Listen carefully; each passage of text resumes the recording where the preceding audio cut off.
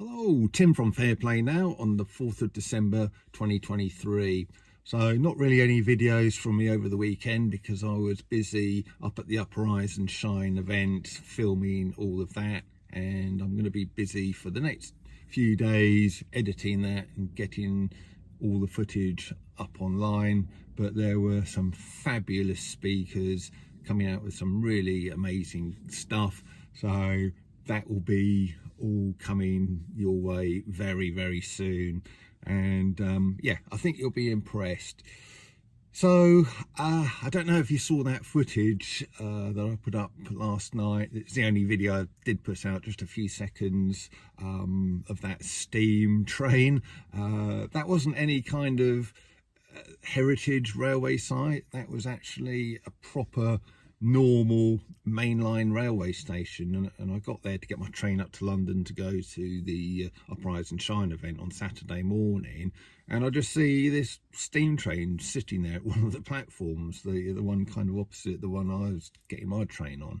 So I did a bit of footage. If you haven't seen it, I'll leave a link to it in the description box below. It's sort of absolutely made my morning, you know, even though it's a sort of a cold, dark winter's morning kind of thing.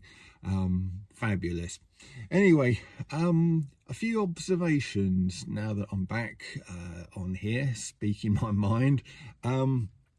It's becoming more and more apparent, isn't it, that the Lurgy inquiry that we're having here in the UK currently, that just seems to be an exercise to train the public's mind into thinking, oh dear, we didn't sort of, you know, the government failed, not in the direction of they shouldn't have been doing the blimmin' lockdowns, but in the direction of, oh, they didn't do it hard enough or soon enough, and if anything else comes along, you know, we're going to have to do them a lot more quickly and be a lot more harsh with them. And this just seems to be an exercise to sow that kind of thought into the minds, you know, the public consciousness.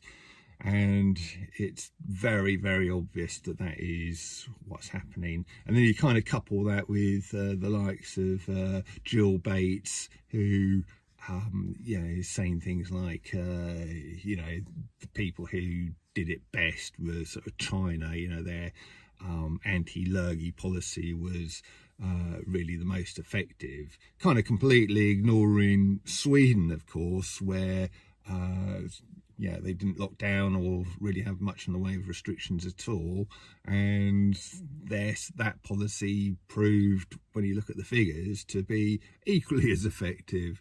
So yeah, it just kind of is unbelievable that you've got these people running around still touting the fact that not only a lockdown's a good thing, but we should be doing them even harder and longer and harsher and more quickly than before. Just absolutely ridiculous. And it just seems they are trying to bring in various lurgies now to whether it's to affect an eventual another lockdown, I don't know. They'll probably try it on again at some point. A lot of people think this weird pneumonia thing that's again coming out of China always comes out of that particular country, never anywhere else. That's a suspicious thing that seems to go right over most people's heads. Why does it always, these things always come from the same place? But anyway, apparently there's this pneumonia, they're calling it white lung syndrome, and apparently it affects, you know, young people the most. And I just saw this kind of quip from someone who apparently is a doctor, and now I don't know if this is true. If you're any kind of medic, maybe you can verify this, but bearing in mind that they're calling this new form of pneumonia white lung syndrome, well, this person actually said, well, if you look at an x-ray with someone with pneumonia, it appears as a kind of a white, cloudy white, milky sort of shadow So that basically means that every kind of pneumonia is like a white lung thing going on there, you know. So it's just absolutely ridiculous. And I think if we're going to have any chance of sort of defeating the powers that shouldn't be and preventing them bringing in there what they obviously want, sort of longer, harsher lockdowns, we need to spend this time between now and then just destroying the credibility of the whole argument. You know, we just need to carry on breaking down and destroying the entire narrative. And it seems that there might be a little bit of headway going on there with this news from New Zealand. I don't know if you've seen it yet, but apparently someone who kind of works within the government or something to do with the whole sort of health thing in the New Zealand government, he's decided to do a bit of whistleblowing, and he's come out with these figures saying just how extensive the death rates have been. Of course, he's been thrown to the wolves. The New Zealand authorities have come in and arrested him, and I think he's in prison at the moment. I think he's coming out on bail, but they're going to have a court case and try and do him, you know, really, really harshly. When in fact he should be hailed as a hero, because all he's doing is he's saying, well, these are the facts and figures that the government themselves have got, and it's affecting the public. The public need to know. So where's the crime on that? You know, so where's the harm in that? It's just absolutely ridiculous. If there's things that the public need to know, that information has to get out there, and you shouldn't be penalised. But that's just seems to be what the powers that shouldn't be are all about. And as at least one of the speakers at the weekend, this event I went to at the weekend, was saying, you know, these people, these powers that shouldn't be, these government people, they're criminals, they're organised criminals. So that is why they are kind of using their powers to, you know, put good people into prison and to keep them there. And you know, you can't, if you look at it through that lens, everything kind of comes into sharp focus, doesn't it?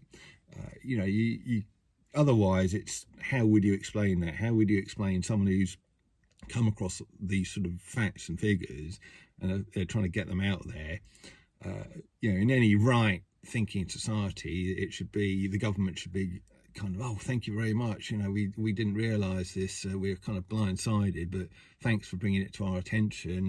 And because these facts and figures had got lost and didn't really come to the attention of the right people, but thanks for bringing it to our attention, and you know, here's a medal for your sort of bravery and kind of honesty, and we're going to take immediate action on your findings and what you're saying to, you know, make sure this problem is alleviated. But oh no, that doesn't happen, because that'd be what would happen in our world, you know, this new world that we're building between us.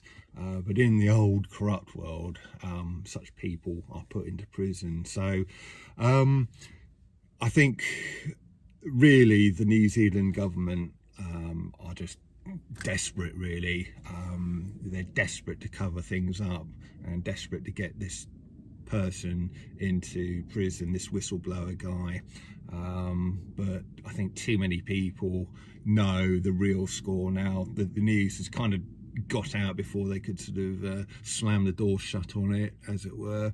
And yeah, let's just hope that this story just gets out more and more. And if I can encourage you to look into this, you know, you don't have to look very hard, just look into sort of New Zealand whistleblower, and on the right sort of groups, you know, sort of Rumble, Odyssey, Telegram, you'll soon get plenty of information on it if you don't know much about it already. And then you can sort of spread that information far and wide. So if I can encourage people watching this to do that, I've played my part in sort of helping get this news out there.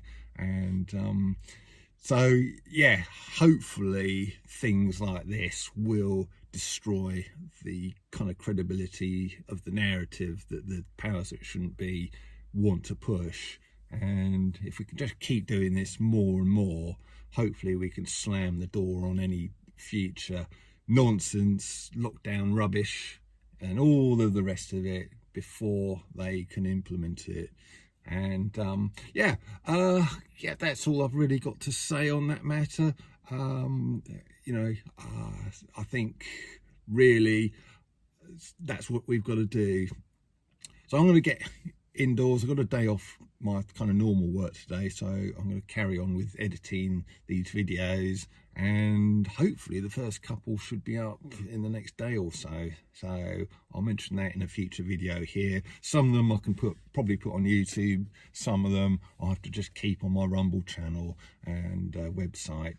But I'll keep you informed. I think you're going to be very impressed with much or most or all of this content that I filmed, and I can't wait to get it to you. So until then, Tim from Fair Play Now, thanks for watching.